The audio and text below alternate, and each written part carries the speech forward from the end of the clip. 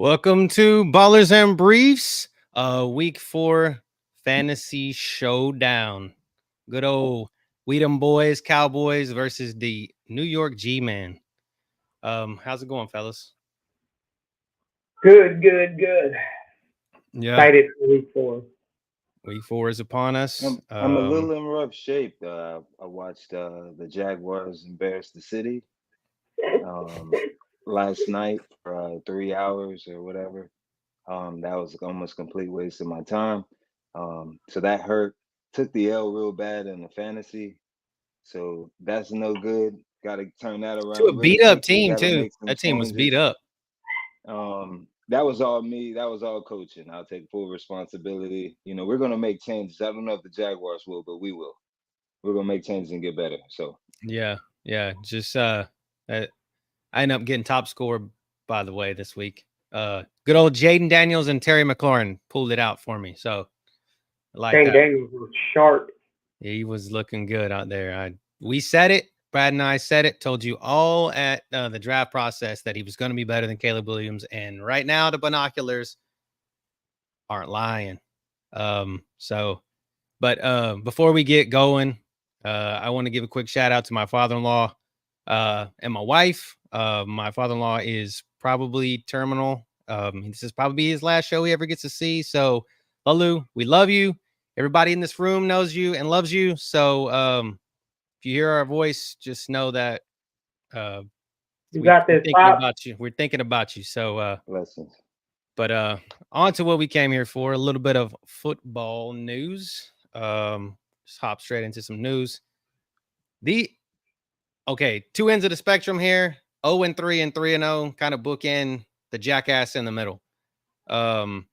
So what about are the Bengals bad? Are the Bengals bad? Or just like we don't, or everybody figured them out now? Like, I don't know. I said it last year. I didn't know what was wrong with Burrow, and then everybody's like, "Oh, he's favoring an injury. He hasn't fully healed, and because of that, he's not himself." I don't know if he's still favoring that injury, but if he's not, they're just bad. Yeah, I mean, he looks rough. I mean, I don't know if it's still that injury that's bothering him or what it is, but he doesn't look the same. I mean, he was the Millie winning quarterback. The nuts quarterback. The nuts quarterback. Yeah, he did throw for 300 yards in this last game. I just think, at least we all thought, going into it, probably that the Bengals should have sort of that edge going into it against a rookie quarterback.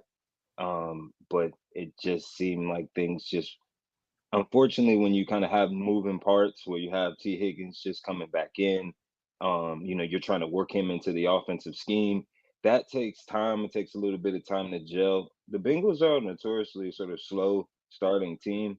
I don't know if this sort of 0-3 hole is something sort of you may not be able to work itself out of. I think there's still plenty of season. Again, Burrow did just throw for 300 yards, whereas I don't believe even Trevor Lawrence on our 0-3 team has thrown for over 250 yards this year. So just in comparison, I think that there are some bright spots. They just got to put it all together. Yeah, I agree. I mean, he looked good. I mean, as you guys know, we were texting back and forth, and I thought that the Bengals were just about to come out, beat the brakes off the Commanders, and it looked like it was about to happen. But I feel like the defense, like Bengals defense, just couldn't stop a runny nose, man. It was just like it looked rough, and I felt like they were rough, and Jay Daniels just looked really good.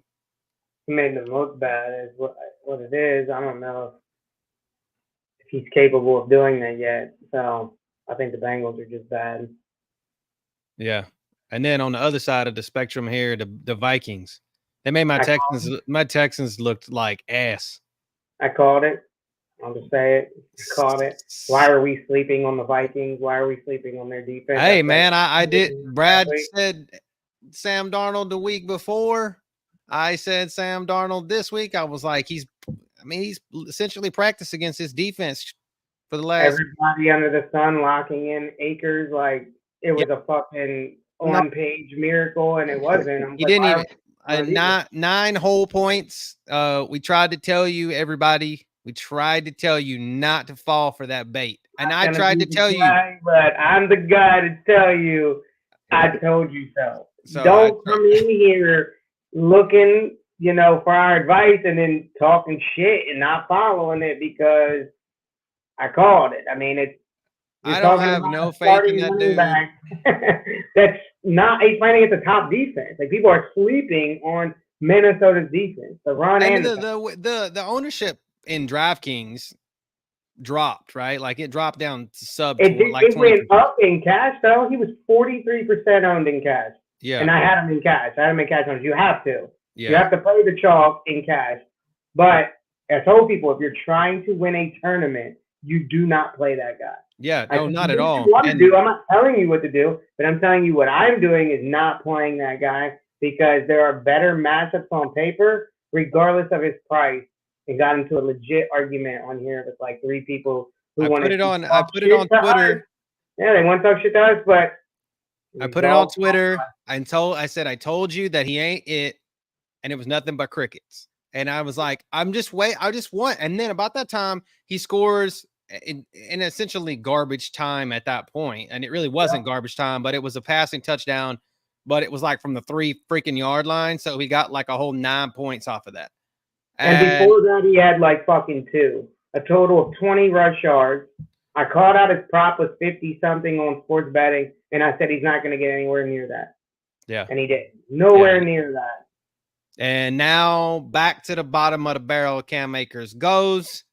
And now we're seeing a Dame Pierce. This is the reason why everybody at the beginning, this is for Texans fans mainly, but for everyone was talking about at the beginning of the season, oh, why the hell are we keeping Dameon Pierce? Because Cam Akers is trash. He was doing what he did against practice squad players. He's trash. I never thought he was any good. I thought he was crap when he played for the Rams because he couldn't stay healthy. He is the basis of my Kyron Williams argument. Cam Akers is essentially the basis of my Kyron Williams argument. Yeah, I didn't think he was trash, but I just knew the matchup wasn't there. Vikings have been stout, boy, and they just showed it again, like locking y'all down that they are the truth this year.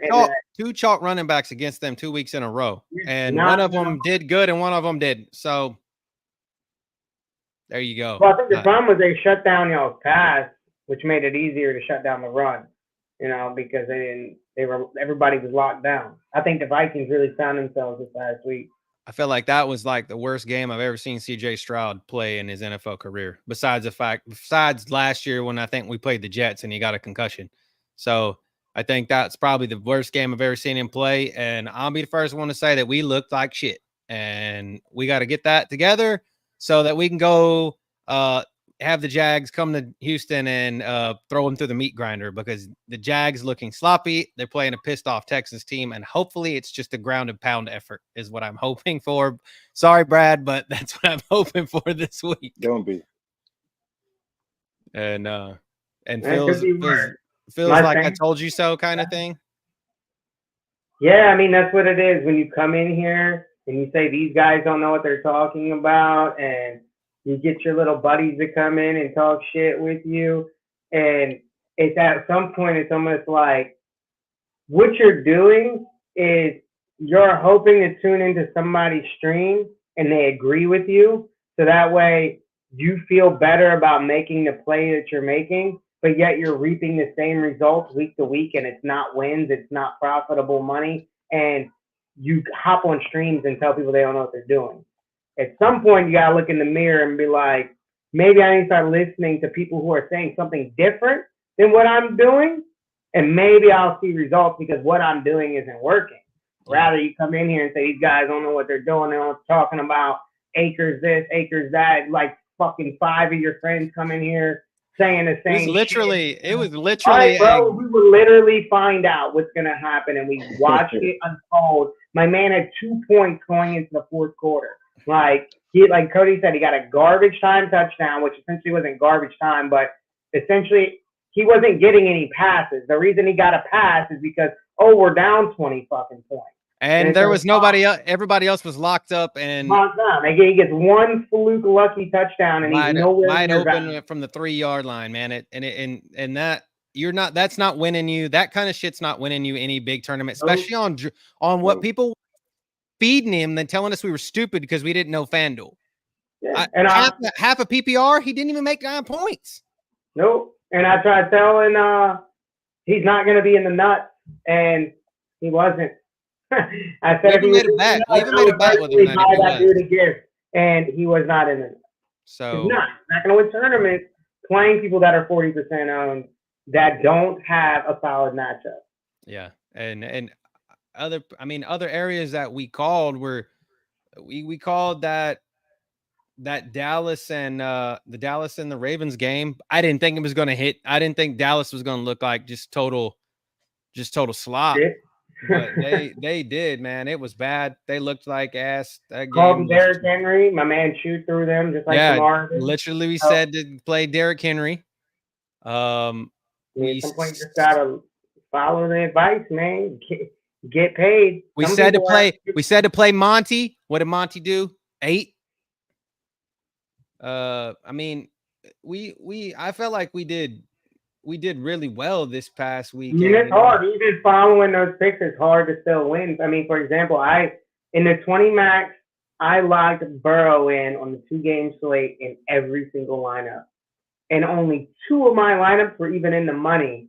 One of them was similar close to the top, but it's like, dude, I locked in one quarterback that was the nuts quarterback and still could not produce the nuts lineup. I went half Burrow, half Jaden Daniels, and of course they separated one another by like 0.3 of a point or something like that. It was like literally was that close. Maybe it was like 3 or 8. Why I didn't have more lineups in the nuts is because I think every quarterback but Lawrence did good. So, there was 30 points from every quarterback. It just so happened to be that the nuts one was Burrow. Yeah, and something else that, obviously I'm going to say that, I missed on everybody calling anybody that was the Texans minus saying Cam Akers was going to shit the bed. And then we did that 49 points got real tasty for us in that Philly and Seattle and New Orleans game. And that ended up being just a defensive snooze fest in so many ways.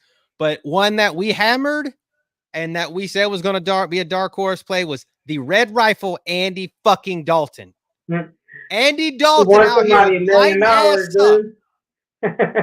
They want somebody $1 million. Literally out here lighting people up. Andy Dalton. We thought we said there would be more to DJ and Thielen, and there was immediately. Yeah, Thielen ended up getting injured, which hamstring, and he's out. So yeah, DJ ended up getting a bulk after that, dude. Go read my waiver column. Xavier Legette, put him in on your waiver wire when he's 0.5% owned, 1% owned, whatever he was. Maybe 30, maybe he was more than that. But anyways, he's gonna see that number just start going up without Thielen around for a while.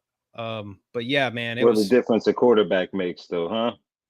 Man, yeah. Well, or Bryce Young. That is not. I'm not saying that Bryce Young isn't it, but what I'm just saying is that, man, what a difference a quarterback can make to change the whole mood of the whole team. It's remarkable, the difference. I think Andy Dalton got better when he came to New Orleans. And he was good in Cincinnati for all those years, but that team just would always run into the Ravens. They'd get to the playoffs and run into the Ravens, or they'd make it to the wild card, or they played us, the Texans, one year in the playoffs, and we beat them. So they'd always respected him in New Orleans, man. Like they got him right, and like he's saying, I don't think he's bad. It's maybe that scheme doesn't work for him there. It's something there not working for him. If he goes somewhere else, it might be better. If I'm at this point, and all thoughts out to Tua more, but if I'm Miami and you can get Bryce Young for cheap, do you not even just make a call? I know they said there was teams that have already called looking for him. He's roughly this. I'm just telling him, put on a little weight, throw with your left hand, and you're essentially Tua. That's what you are. You're about the same height. I don't know if he's a two, maybe 6. He might be 6 foot, and Bryce Young's what, 5'10", my height. Two is probably more mobile. Bryce Young is mobile. He was mobile as a quarterback in college. He wasn't like Jalen Hurts mobile, but he was mobile. He could move. He moves as much as what they think Caleb Williams did at USC. I'm just saying, everybody was, you want to talk about how high I was on Trevor Lawrence. This is how everybody's high on Caleb Williams. I am saying Caleb Williams is going to be Trevor Lawrence 2.0. We're just never going to play Trevor Lawrence ever again in anything. Even if he's done defending him. You know, we just have to wipe that one off and be like, all right, he got one, but he ain't never gonna get another one. So I mean, I'm save more money fading Trevor Lawrence, and we'll make more money doing it. But so yeah, that was I felt like we did pretty well over this weekend. Other than just here and there, we kind of missed out. But I mean, I think we called more than what we missed out on this week, for sure. And then one more thought, news wise, is did y'all hear about Brett Favre having Parkinson's? No. You remember who Brett Favre was, right? Old quarterback for he's being sued for in a civil case for basically embezzlement of funds welfare fraud. Yeah. So for this and the disease because of that. So obviously he was in court the other day, and of course he was talking about how he was swindled into this, and he has love for all of these people or whatever. And he comes out, throws this in, bam, right in his statement. I was recently diagnosed with Parkinson's. And I'm like, hell of a time to do that, Brett. Great time to do it. Let everybody know why you're in court. And I loved Brett Favre, man. Like he was a beast back in the day. Dude would just wing it and gave no F's. But man, this whole welfare thing is just, I don't know if he truly got swindled. He's just a good old redneck boy from Mississippi. But at the same time, dude, you can't be paying. You played stupid games. You win stupid prizes. And say that a lot in my field. Like I said, I feel bad for him. I don't want anybody to have no neurological disease, but I've seen a lot of shitty comments out there on social media about that. Like, yeah, bitch, you got what you deserve, or you're gonna give that $700,000 back to the state of Mississippi now, and now God and karma are undefeated, and just kind of stuff like that. So, no F given. No, nobody cares, and I felt bad. I actually felt bad for the guy, just for the simple fact of the matter that he ends up this way, and I wish the best for him, but at the same time, man, what you did was wrong. Just take that L and let's be done with it. So, but we talked about a Millie a little bit. Let's just go ahead and go over the Millie. Damn, I don't see Akers in there. Nope. But a guy we did call Mr. Jennings, calling Juwan Jennings. Charbonnet was called. I think Brad said Jefferson. Yeah. Goddard. I know he said Goddard. I said based on Goddard after he said it. On Goddard. Yeah, I was Juwan Jennings. We called Jennings to the point where he was in 77% of my lineup. I sent Cody the screenshot. That was it right there. And what's crazy, he's in 77% of my lineup, so he was not in my Millie Maker lineup. He was in my Millie Maker lineup. He was in my Millie Maker lineup, but I didn't have I had no Sam Darnold in there. But Juwan Jennings was in my Millie Maker lineup because I handcrafted it as the last one after I did my other 20 maxes, and I was like, all right, I don't like really any of these 20 max enough to be married to them to try to win this Millie. So I'm like, all right, I'm building this fucking lineup around Juwan Jennings just because. And I did, and it didn't come out the way I wanted it to. But I mean, it What's tough about this lineup is there's no bring back. And the way I see it, and everybody probably had to see it this way, that is, if Sam Darnold is popping off, it's because Houston's popping off. Right? The only reason he's in this game and doing what he's doing is because a high-powered offense that Houston has that we all know about. So if I'm running a Sam Darnold and Jefferson stack, I'm probably immediately bringing it back with a Houston player. And I'm sure a lot of people that ran Sam Darnold lineups did that. And that's probably why this one won, is because it said, fuck Houston. This is a lineup where Minnesota dominates the whole game, and we don't need to bring back. Yeah. I ran an Arizona stack with a Detroit bring back and with Juwan Jennings in it, and it didn't pan out. I mean, very well at all, because I mean, obviously Arizona and the Detroit game didn't score like Vegas said it would either. So the sports books are losing it a little bit this week, but and then of course Trey McBride gets concussed in the game, so that didn't help. And then I mean, just look at the ownership in here, man. Like, that should tell you how you win milli makers, dog. Look at this: 2% on Williams, 6% Darnold, 7% on DJ, 5% on Goddard, 3% on Aaron Jones. Like, right there, you add all of those people together, and you're still below Cam Akers' ownership. All of those people combined. It's crazy. Yeah, pretty much. That's how you win. You have to get different, man. Yeah, I ran a Gardner Minshew as my milli maker. I was trying to get different, but it looked like that game was on the other side. I know I said in the stream, I was like, I'd prefer the Oakland side of that game. It's easier, to stack with Adams to dominate that type of defense. But it was the opposite. What's up, Addicts? It's in there. Bro. Yeah, man. The Sports Addict Network. What's up, bro? Appreciate it. Appreciate you hopping in. Man, do you guys think that this was more optimizer related, just because of who would have, the Buccaneers defense a little bit? That sort of isn't, I mean, it was a lot of defense. I would say this might be optimizer because of the Bucs defense. It showed up everywhere in the optimizer. It was the highest on defense. Okay. I actually had to lower it. I wanted a lot more of the Bears defense, which did all right, and I wanted some Steelers defense. But Buccaneers was popping up like crazy. So this actually might have been optimizer.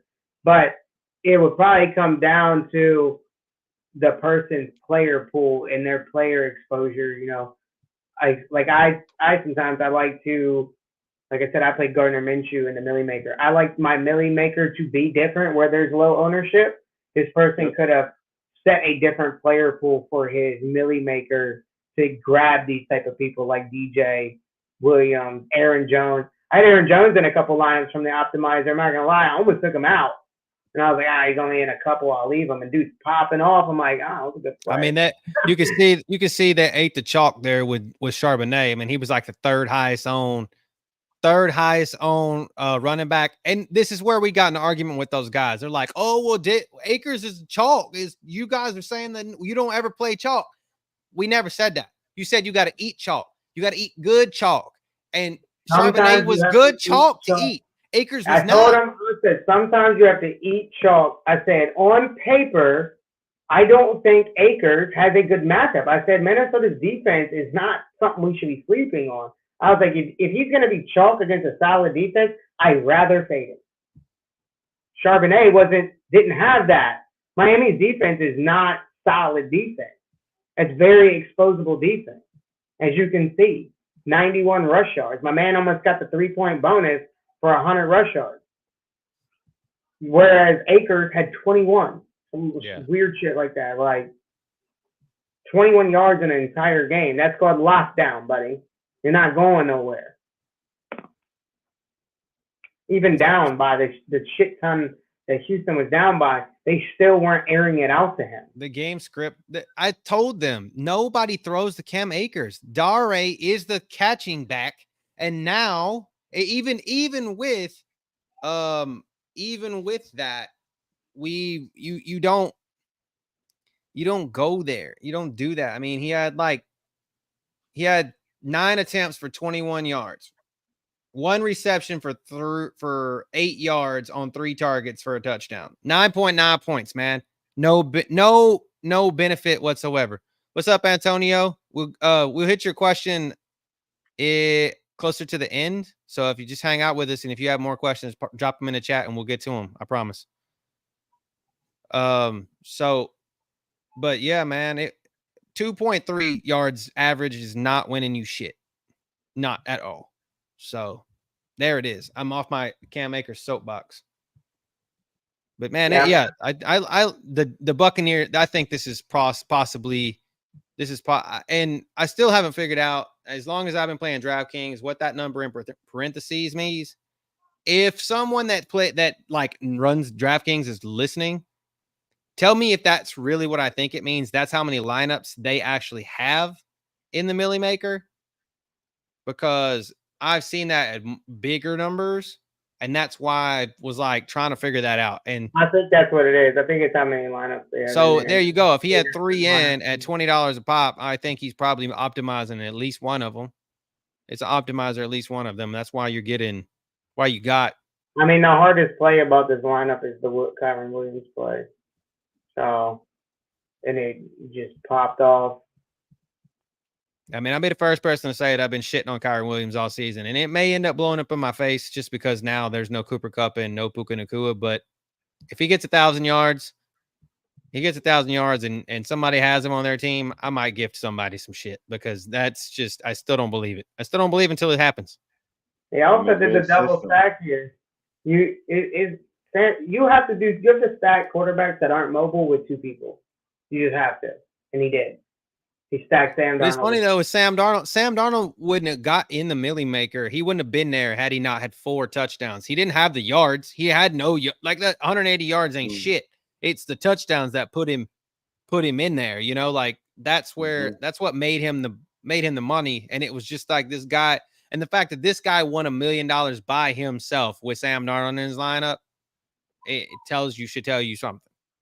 You got to be different. You got to look to guys that you think are going to blow the ceiling off, but everybody else thinks are going to essentially not exist on the field. You can't just go out there and just pick, hey man, I think Jalen Hurts is going to run all over the Saints and then think that he's going to win. Well, if he does, and 65% of the population does as well, even if you're winning $1 million, you and 65% of the population are actually splitting that $1 million, and you ain't taking home nothing. So I know that's something that we keep harping on, but it is what it is, man. So that could have been somebody winning $1 million right there that watches this podcast. Yeah. And now they wanted to lock down Akers, man. Can't get there locking down Akers. Yes. Yeah. So that ownership is crazy though, man. Just looking at it. Stupid. Oh, that's 9% between the first 2. Then there's 31 between the first 3. Then you got 44. It's like 80% ownership. It's fucking nuts. It's a classic get different strategies. A lot of the things that we always talk about don't always use the guys that's, always fully owned in a larger, $1 million contest. You have to do something different than just the regular. And this is case in point. Someone won $1 million based on that same exact strategy, pretty much. Yeah, I mean, I don't think you have to get this different to win the Millie, but doing this is how you get it, though. It's literally how you get there. I mean, we literally force-fed you Juwan Jennings. Yeah. We said, do not play Brandon Ayuk because he's fat chalk. He was the chalkiest player on the whole slate. Get off of that and play Juwan Jennings. Yep. Who'd already been doing better than Ayuk anyway. So it's like, people just miss those things. They don't pay attention to them. Like, it's just they hear a name, and majority of these guys that are throwing $20, that's, I'm throwing a cheeseburger at a chance at $1 million, and I'm going to play a bunch of guys I know. Yeah, they're like, oh, CMC's out, Daniel's out. Oh, Ayuk's going to eat. You and 999,000 other people playing think that, and I don't know why you think that when Jennings has been literally probably wide receiver 2 this year. Number 1 on my waiver wire list this week, Juwan Jennings. Go out there and grab him. He's going to do that. He's going to do that even when Samuel comes back and CMC. He's nasty. He's good. I'm glad they kept him. I'm glad they did. So, but we can hop to what we came to talk about. We them boys. We making Third bowl. Yeah, the NFC EAST mid off, as the kids say. Mid. It's mid. Both teams are There's no as these skibbity toilet riz kids say, there's no riz here. no riz. Both of these teams suck. But I did put Daniel Jones on my waiver wire list this week because Daniel Jones popped off. That rushing ability, that poor man's version of Josh Allen that he is, helps. If you I got a quarterback that's not doing worth a crap or he's hurt, Daniel Jones is worth a flyer. I'm telling you, he's worth the flyer. I think would have thought I'd say that. He's been better controlling the ball this year. So, well, when you have a number one like Malik Neighbors, Keel Athletics, top fantasy prospect of the season as well, Malik. We tried to tell him. We tried to get out in front of it. We tried to tell him early, what the vision was, what could happen. I think they said that he was either the second or third person in NFL history to start with this many receptions and targets in a season. But it seems like it's kind of helping Jones to kind of relax a little bit more within the system. When you're kind of always focused on one, you don't have to really necessarily work through your progressions, which gets a little sticky for quarterbacks. This seeming to sort of help him. I know sort of the competition hasn't been great recently, but I think he's definitely starting to. Dayball's doing what he can with the quarterback that he has. Yeah, for sure. I mean, he had 24 completions on 34 attempts for 236 yards and 2 touchdowns with a quarterback rating of 109. I mean, it's pretty damn good. And then he had 8 attempts for 20 yards rushing. I mean, for like 19 fantasy points. It's not terrible. I mean, he had 18 fantasy points last week and 19 fantasy points this week. And then, of course, in week 1, he ran into that Minnesota defense who's out here just throttling folks. So putting good quarterbacks, top tier quarterbacks to sleep. So Brian Flores, defensive coordinator, old ex Miami coach. Yeah, old New England Patriots, Bill Belichick disciple. Mike Tomlin's buddy. So I think he's out here. He looks good. He looks better than what I thought he would. And I mean, of course, I'll be the first one to knock Danny Dimes and call him Danny Dog Poop. But I don't, man. It's been surprising. Now on the other side, it's been really disappointing for Mr. $60 million over there, who had a stout comeback. But I think that's because, and I think I said it in like week 2. The Ravens let off the gas when they're ahead, and I don't like that about them. And I had talked about it because I was talking about Lamar in like week 2, and I was like, he's only a good play if the other side is dominating. If the other side doesn't have a high-powered offense, it's probably not worth playing him because he plays down. They'll get the lead, and then they'll let off. He's not going to run for 100 yards if they're winning. But if they're losing, a man will run for 200 yards to win the game, and he's crazy with it. And what do you know? He let off the gas, and they let Dallas come back in the game and almost win that. Like they were still cramming it. I still felt like they were cramming it right down Dallas's throat, though. They were cramming the ball. Derrick Henry was cramming it right down to Dallas. Oh yeah, just like Kamara did. I think that's a spot here that no one else sees this week. It's a running back. I think Dallas is easily gashable by the run. Devin Singletary. Whether that's from Danny Dimes or the running back, one of them is going to eat tomorrow. They're going to gash. Yeah. I mean, Devin Singletary has 2 touchdowns over the last 3 games. They seem to really be feeding him the ball in sort of that red zone area, goal line area. So usually, as I always say, if you score touchdowns the previous weeks, almost always guaranteed you're going to get an opportunity to touch the ball the following week. So watch out for Devin Singletary. But even on the opposite side with Rico Dowdle, what I liked about him is the last 3 games, he's had 3, 4, and 1 reception in those games. I always love that running back that also catches the ball out of the backfield. Those additional points is what's really going to kind of blow it up, from whether it's a season long or a daily fantasy perspective. And I just think this matchup kind of sets up for that. The linebackers are a little shaky over there at New York. It might set up for a really feasible match from the Dallas perspective. I know you're going to get chalk. I would say even get chalky with your CD Lambs and your Dak Prescott's tomorrow. He's But a good guy don't in the forget showdown. You about got to that eat running that. back. Yeah, You got to eat that guy. You got to eat CD Lamb in this matchup for sure, especially after the way he looked pissed off at Dak the other day. Even though, I mean, Dak had, like what Phil was just saying, he had 28 completions on 51 attempts for 379 yards and 2 touchdowns. And he had 2 attempts at rushing for 7 yards and a touchdown. So Dak is that. I'm going to go. We ain't got a running back that's going to poke it in down at the goal line. So I'm just going to kind of drift off to the side and take one in. So you're going to get that. And then he's going to throw it 573 times a game. Like, I literally get Ben Roethlisberger Steelers vibes from this Dallas team right now. Like the time that they threw the ball like 70 times a game.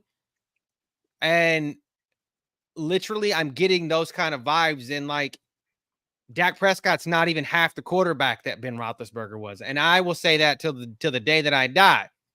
But I'm not a Steelers fan. But they're 70 times a game. I mean, he threw it 51. So against Baltimore, and that was because Baltimore was just running it down their throat. But again, I could see this being another, like, I got to throw it 50 times a game or 45 times a game. And he's going to get you points. Don't get me wrong. But I think he's chalk you can avoid. He's the second highest on quarterback, and I think it has something to do with that performance last week. And you're right. He only did that because they were behind so much. I don't think they're going to be behind that much in this game. Neighbors is a beast, but he is going to have digs on him, and that might be lockdown coverage. Could be. I'm not going to say he's like a top 5 corner or anything like that, but it could be lockdown coverage. They still do have Wan'Dale Robinson. Don't forget about him because he was the beast last year for the Giants. Yeah. But I just don't see this game being like Giants are up 30-3 like Baltimore was, where he has to air it out. I think they're going to try to go to the run, like Brad was saying with Dowdle, and he gets those passes. I think he had like 9% targets last week. So that's huge for DraftKings, the PPR. But at the same time, this is not, and it goes to CD Lamb too. This is a super chalk that I think you have to eat, but I think he's easily fadeable in the captain spot. I think you go somewhere else in your captain spot in this game.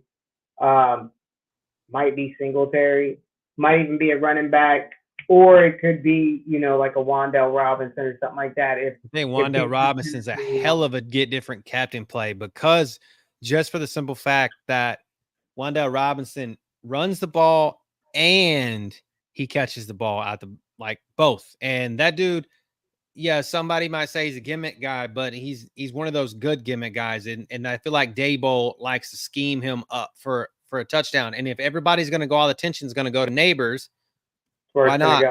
So it's only 4% owned in the captain spot, dude. And it's like, this is that shit that I talk about. Like, how are people missing this? Like, you can't just look at last week and a week before, focus on Neighbors and be like, oh, everything's going to I'm going to Neighbors. That's what everybody's thinking, right? If you want to get different and win this and not split with 1,000 people, Wan'Dale Robinson. If you miss, you miss. I mean, but you're going to be different. You're going to win the whole thing. Wan'Dale Robinson had 12 targets in week 1, 4 targets in week 2, and 8 targets last week. He's getting the targets. He's not. The looks are there. So it's averaging 8 targets a game. So he's getting the targets, and that's what you want, especially in DraftKings. Now, in FanDuel, you're going to want to favor the running backs and probably Daniel Jones, maybe an MVP candidate there, because he runs the ball and throws the ball. But in DraftKings, yeah, you're gonna want someone like Wan'Dale Robinson, and that's if you could run it with the quarterback and 2 wide receivers, but you don't even have to do that. I mean, Phil, what do you think? 4-2 Dallas or maybe 4-2? I think they do Giants? 3-3 or 4-2 Giants, but to be honest, even I don't know if we should focus too much on that. I think we should just focus on a little bit of difference in the captain spot and a little bit of difference in the flex. I think, you're going to need your CD Lamb in the flex, but I think you can do away with him in the captain. I think a good captain on the Dallas side is Ferguson.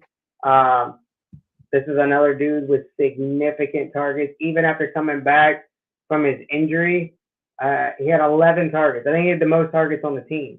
And he came back from an injury. So that's somewhere they like to go a lot. And he does score touchdowns. So, on the Dallas side, low ownership, or I shouldn't say low ownership, but in the captain spot, lower ownership than the others. He's coming in around Top 8%. top six owned guys right here as flex plays. You can win the Millie or the biggest showdown tournament running Ferguson, even on FanDuel. That's a good get different play on FanDuel right there. I mean, like I said, these are six top owned guys, and here's what we're telling you right now. Everybody's seeing the same thing. So and then to get outside of this primary six, that's where you pluck one out here and add a Wan'Dale Robinson here. A guy that I like that could be possibly in this, that could be in the nuts, is Theo Johnson. I like Theo Johnson, the tight end for the Giants.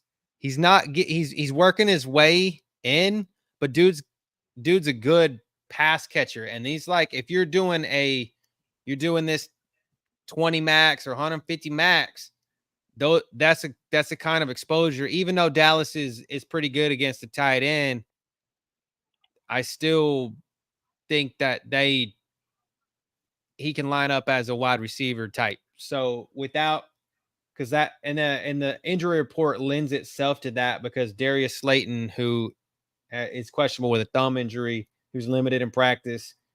Adoree Jackson, one of their corners, is out. Andrew Phillips, their other corner, is out. And then for Dallas, Marquise Bell, a safety, is out or doubtful, and Kalen Carson, other corner, is have Giants are hurt in them corners, which is why everybody likes CD Lamb. But that's why I think CD Lamb is probably mandatory in your flex. You might even want to lock him in. But if you go to him in the captain, I wouldn't say it's necessarily a bad play, but just know that there's a lot of people going to be doing that. And if you're going to be doing that, you're going to have to get significantly different with your other people.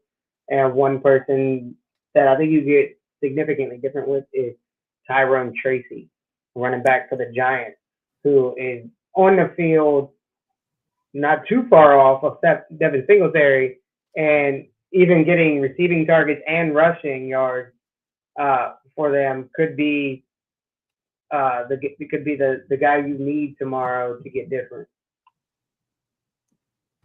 I liked him as in season long too, as a late, like, keep him in as a stash play. If you have him on your team, or you can look for him and you're looking for someone to upgrade eventually, he's a good stash play. Yeah, he had a target or two last week, or a reception or two last week, and two targets, 5 attempts for 23 yards. So and they were down by a shit ton, right? If they're in this game, he could actually see more work, right? They were down by so much, like that. Oh no, that's the Giants. I'm tripping, but I think you could see an uptick here as like goal line use against the Cowboys. Two running backfield, and one goes one way and he gets the other one goes the other way, and everybody's like, who the fuck just scored that? Like, it's as we say, it's a primetime game too. So what is it? We see those he's a rookie, man. So they advertise this is going to be his like coming out party. It's always going to be that guy that you never think of. And it might be Tyrone Tracy's time, especially to get somebody $1 million. Yeah, I mean, I always say primetime games are when these teams advertise their backups for trade purposes before the trade deadline. One of the players I like tomorrow actually is from a receiver standpoint is Jalen Hyatt, the receiver out of Tennessee from a few years ago. Actually, as you're even talking about trade talk, there was actually a little bit of trade talk, or at least rumors regarding um, Hyatt this year, and sort of asking for a trade from the system. And so, but he's had a couple targets here and there. But what I like about Hyatt is that he does have that deep threat ability. He has the ability to get over top the defense.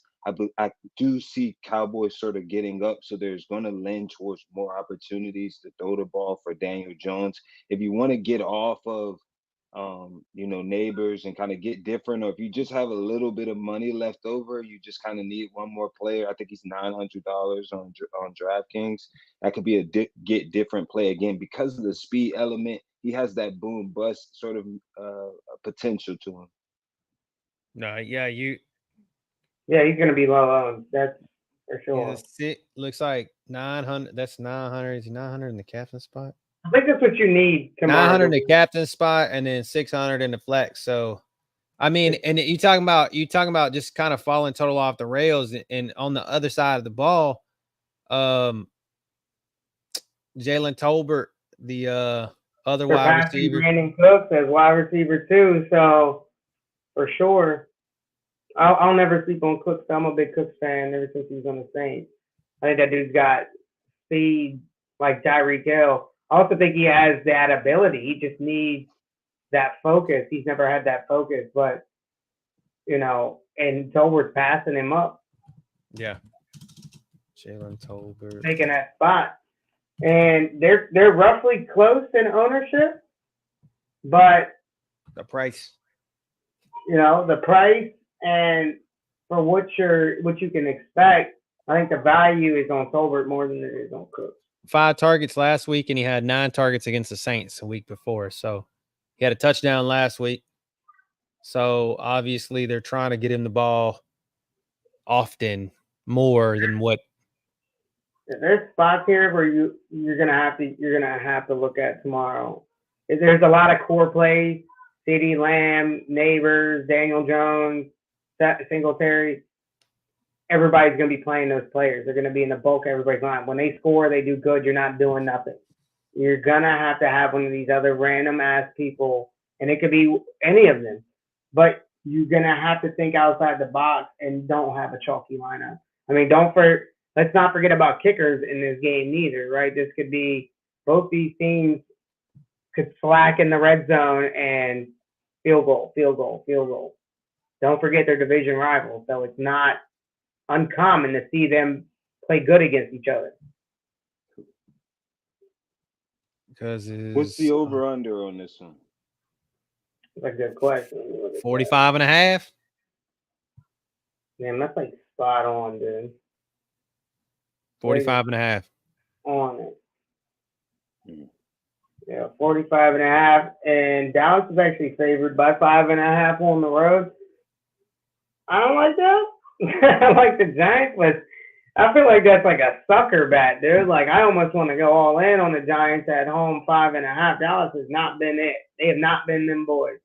But I've seen those before, and it's like, it's a sucker bet. You walk right into that, and Dallas wins this. The more we say here, the more and more I like Jake Ferguson.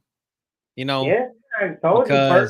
Because how many times in the past, watching a primetime game, has a Dallas tight end won me money in the captain spot? Dalton Schultz has won me more money in the captain spot when he was with Dallas than I think any tight end has ever won me in the captain spot. I'm thinking about putting him in half my lineup tomorrow as the captain. The target count is there. He's a featured spot. So corners are busted on the Giants. Everybody's gonna be on Lamb. He's getting more targets than Lamb.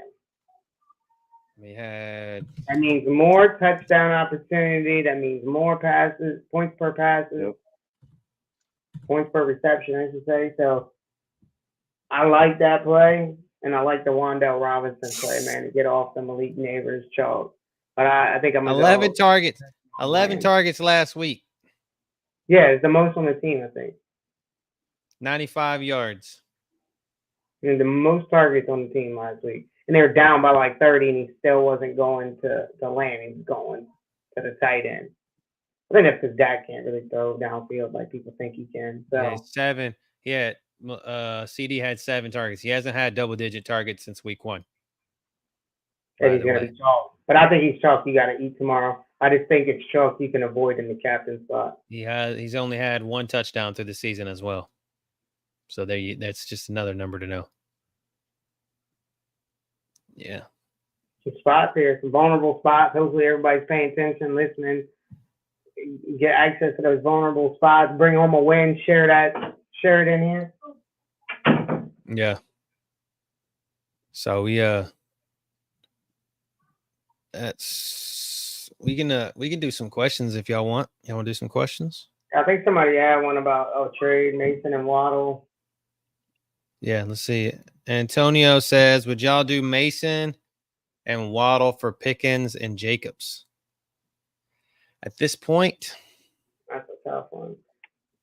Because of Waddle. Well, Waddle, not Waddle, excuse me. Jacobs, I know only had maybe 10 points in the last game, so I'm a little sour on him. I have him in my fantasy league as well. But the touches are there from a rushing standpoint. I believe he had 15 plus touches in the last couple of games. I could see a little value there. Pickens sometimes has the difficulty getting off of getting separation. So from a fantasy standpoint, sometimes I don't necessarily like him as much. But then, of course, he'll have a great game here and there, and then make you kind of second guess a little bit. But he hasn't had. I guess you want to get off the Mason maybe just because you don't know how long that train's going to go for. And so then you're trying to get more of a secure running back more in the future with Jacobs, maybe. So I can kind of understand maybe from that leverage, try to sell him while he's hot. But I think I might still stick with Mason and Waddle. I think it's well said. It's like literally how I feel about it. Well, Tua not there kind of brings Waddle down. And then Mason, right? How long is he going to be? He might be coming out soon for CMC. I don't think he's going to be not used, but it's tough. No, 19 attempt. He had 28 attempts in week 1, 20 attempts in week 2, and 19 attempts in week 3 against the Rams. So we've seen it's kind of. He had a touchdown in week 1 and a touchdown in week 2. He's just not involved in the passing game at all. So if they get behind, they're not throwing him the ball. Obviously when he had 100 yards against Minnesota and was in the nuts, but in the Millie. But man, it's my thing is in this case, I really don't like any of them, to be totally honest with you. Waddle for me he's dead until he's no good to me until they figure out the quarterback there.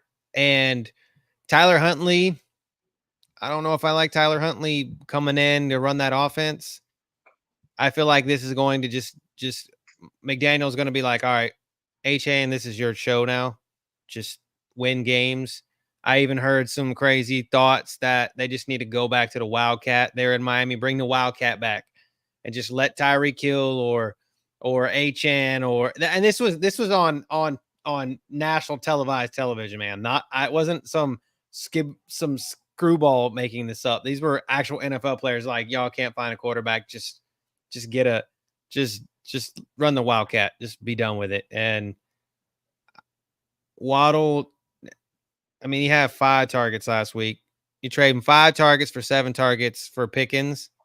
And then you're trading a few more attempts with Mason for a few less. He had 14 attempts. Jacobs did. I feel like you're not gaining anything here. I feel like you need to trade. Mason is a sell high guy. You need to sell for higher for Mason. try to sell it on people like, hey, CMC's not coming back. He went to Germany to see a specialist. He's not going to come back. He's going to be that guy. I think you could get more for Mason than what you're getting with Pickens and Jacobs. Personally, that's just my thoughts on it. As it sets right now. Come back as Dr. Strange, man. Come on overseas to see a specialist to fix what he almost started in week 2, right? So he's over there getting power medicine and coming back. I don't think Mason will be there too long, but Cody's right, man. You should sell it like he's gonna be there forever, and you need somebody better. I mean, he hasn't. I mean, he went over there. CMC went over there on Monday. He's gonna be over there a few days, he said, and then he's not eligible to return until week 6. So you still get him. You still get Mason for 2 good weeks. Try to sell him high now and hope it doesn't blow up in your face. But I don't like Pickens and Jacobs for Mason. I think you could do better, to be honest, because I don't feel like Fields targets Pickens enough. Pollard for DJ Moore. Full PPR. What's okay? So yeah, I need to know what the rest of your team looks like. I need to know what the rest of your team looks like, because this is a tweet I saw today. People coming and asking questions and not telling us what the rest of their team looks like. I agree with that 100%. You can tell us what the rest of your receivers are, Preston. That'd be great. And your running back. Yeah, your running backs too. Because you're trading a running back for a wide receiver here. I need to see what you got there. I think DJ Moore came to life though, didn't he? I mean, Tony Pollard has 2 games of at least plus 15 fantasy points. He is getting a good deal of touches. Was that 16 touches in the first game, 17 in the second game, but only 6 in his last game. The quarterback play of Caleb Williams is starting to get me a little nervous. As far as for feeling confident about the receiving core that he's throwing the ball to. Now, maybe this will start to change a little bit, but that's got me a little bit nervous. You can always kind of trust on a running back to at least get touches. It sounds like the fantasy production, at least over 3 games. The last game was a little shaky, but that one got away for Pollard. So I just need to know what your running backs look like, because you're trading. Okay, here we go. So running backs, JT, James Cook. Oh my God, is this a 10-man? This has got to be a 10-man.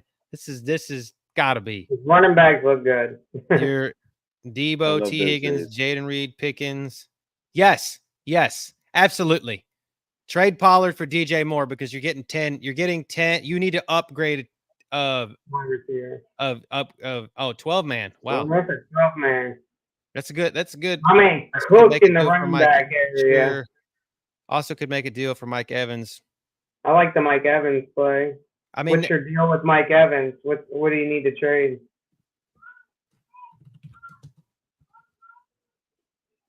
We're always gonna be Mike Evans guys here. I think the 3 of us, even Phil's a Saints guy, but even at that, got Cook early 4th round, went running back heavy. Yeah. I mean, James Cook is carrying you to win. It should be carrying you to wins right now. I mean, it essentially.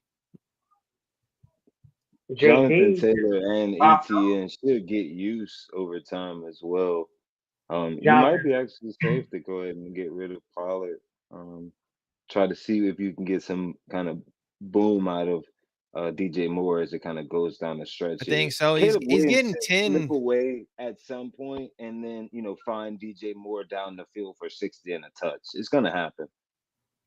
But don't forget, Jonathan Taylor just won somebody $117,000 too. If y'all didn't see that parlay that guy hit, he picked 3 people to be the first touchdown scorers of the game, and all 3 of them hit. I forgot the first one, but one was JT, and the last one was Jamar Chase, and he got the first touchdown. That man, $250 bet, paid $117,000. Keep JT, man. He winning people money. Mike Evans and Bryant and BTJ for ETN. Brad, you're the Jag specialist here, so Well, I mean, locally at least, we're screaming to get Brian Thomas Jr. the ball because he seems to be like more able. Um, and so I would say hold on. Uh, oh wait, this is the get for him, huh? I really do like Brian Thomas Jr. But ETA, I think they feel a little bit more comfortable with him in the Jags offense. So he's definitely going to get touched. He'll see the end zone a few more times. I think they trust that a little bit more than they do, and he also gets to catch those out of the backfield. So there's a little, but I mean, I'm a big Mike Evans fan. I mean, if you could get him in your lineup, I always say yes. He's a red zone monster, and the chemistry he has with Baker Mayfield right now is on par with any of the other top receiver quarterback duo relationships. I think you could swindle this for real. I think you could take that trade Pollard for DJ Moore, get DJ Moore, and then offer DJ Moore in the trade for Mike Evans, and maybe still do ETN, but I don't know. I think you could spice up the trade a little bit. Get Mike Evans and somebody else back in return. I think DJ Moore will get you a little more. I mean, DJ Moore is getting 10 targets. He's getting 10 targets a game. I mean, Caleb Williams is trying to throw him the ball when he's not getting smashed, but he's also going to Cole Kmet a lot. So it's mouths to feed versus not mouths to feed, and Mike Evans is getting older. So exactly, I just said it. He's getting older. He's questionable right now. He didn't have a great amount of targets last week, so his targets are diminishing. But We called that though. We knew that game favored Godwin. It's the type of defenses that they run up against. Mike Evans never going to eat against the Saints neither, and we play against them twice. So keep that in mind. 2 games of your fantasy league, he's not going to do shit for you. So I think out of this, I like Evans and BTJ. Don't get me wrong, but I think that where you're looking at right now to upgrade, I think the biggest boom candidate that you have there is the DJ Moore trade for Tony Pollard. And if he starts booming more, you might be able to flip him again down the road. That's just my 2 cents on the matter. I that's what I would do if to get rid of to get off of Tony Pollard, and maybe just be like, hey, you throw something else in if it makes you feel better. But you got Pickens there too. We just like we went on the one before that. If you can get rid of him, you can get rid of him and try to build around 2 people to get somebody better to fill that gap. So that's what I would do. Yes, but sir. thanks for the subscribe, man. Thanks for it. For sure. Yeah, I mean, I definitely get DJ Moore. And then if you wanted to trade up too, you could. Like I said, more on the trade. I do like Mike Evans. I agree with Brad, but I don't dislike Mike Evans. I like him a lot, but I'm just saying, him getting beef, man, and he does not eat against the Saints, and he's likely to get kicked out of games when he plays the Saints. I think it's happened before. So 2 games, just expect that he's not going to do much. And I think that with the fact that you have ETN and Tony Pollard, they're both going to be that receiving threat. What's up, Sports? What's up, man? We're taking questions right now if you got any. Or just thoughts and comments and as well. I know you guys got your own podcast out there. Y'all have given us some shout outs before, so we appreciate that. Appreciate the love. Off on that parlay hitting, man. It had me looking now, and it's true, man. If you grab 3 people and pick them for the first time touchdown and you parlay it, it's over $100,000 for a $250 bet. Making me want to get crazy and do it one time with like $1,000 bet, just one time, and then that bitch hits, be over $1 million. Whoo! I've seen some good ones. I've seen some good ones lately. People send them in a group chats and stuff. I've seen some good ones. People haven't told me if they hit them or not, but I don't know if I'd be able to avoid that cash out option. If the guy just won $117K, there was a cash out option of 11,000 or something like that prior to Jamar Chase scoring. That was a $250 bet. I might have took that. Like, Hey, what are the chances that Jamar Chase is the first touchdown in this game? I want to take $11K. But that dude let it ride. He said, fuck $250, fuck $11K. Let it ride, and $117,000. He'd have been sick if he took the cash out option. Oh yeah, for sure. Sick. For sure.